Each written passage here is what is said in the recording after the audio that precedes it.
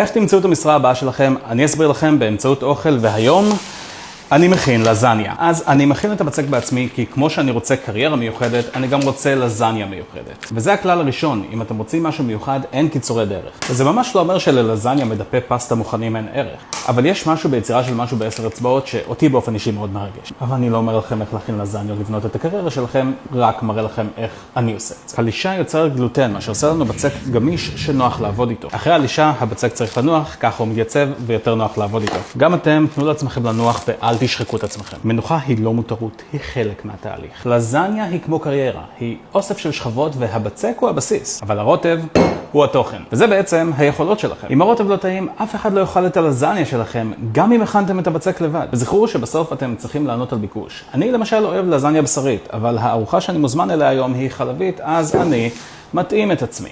אני לא אוהב ארוחות חלביות. אבל ככה זה. אל תבואו עם רצונות, זה לא מעניין את המעסיקים. הם מחפשים תשובות, וזו בדיוק הסיבה שאני לא מאמין במושג משרד החלומות. לשוק יש דרישות, לכם יש יכולות. איפה שהיכולות שלכם עונות על הדרישות של השוק, שם תמצאו עבודה. מה שמעניין אתכם לא רלוונטי.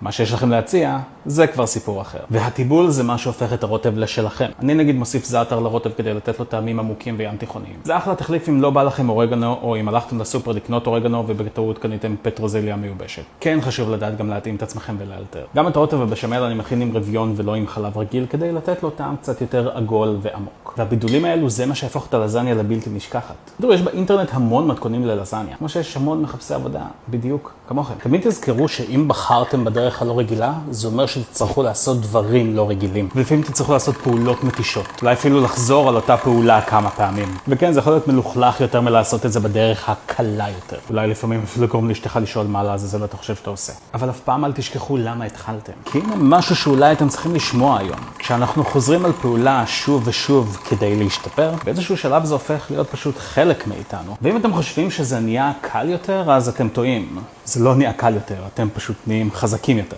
הלזניה שלנו מתבשלים בתוך סביבה רותחת. כך זה בחיים, דווקא כשיש לחץ, דווקא כשחם, שם אנחנו מתגבשים. ואם כמו עלה של פסטה אתם שוקעים בהתחלה, זה סימן שעדיין לא הבשלתם.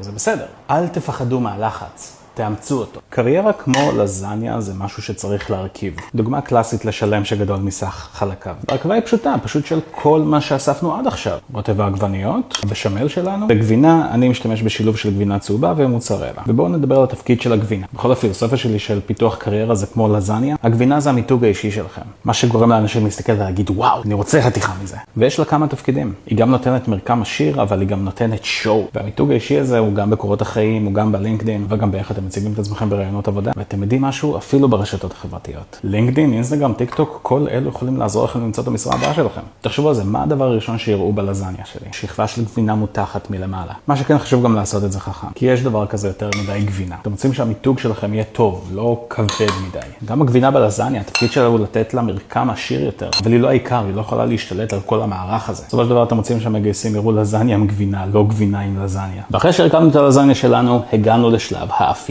כן, יש לי פה 2. זה שלב ארוך, אין לנו שליטה עליו, ומה לעשות שפה המרכיב הכי חשוב זה סבלנות. וגם אחרי שהסתיימה האפייה, אנחנו צריכים עוד קצת סבלנות. לחכות שכל הטעמים יתאחדו. ושהדבר המופלא הזה, שזה הלזניה הזאת והקריירה שלכם, יתגבש להיות, לא יודע, לזניה או קריירה. בסופו של דבר זה מה שזה, לא? אם בא לכם את המתכון, אז הוא פה בתיאור של הסרטון. ואם אתם צריכים ייעוץ קריירה, אז יש קישור בפרופיל שלי, אתם מוזמנים ליצור קשר דרכו. שיהיה בתיאבון ובהצלחה.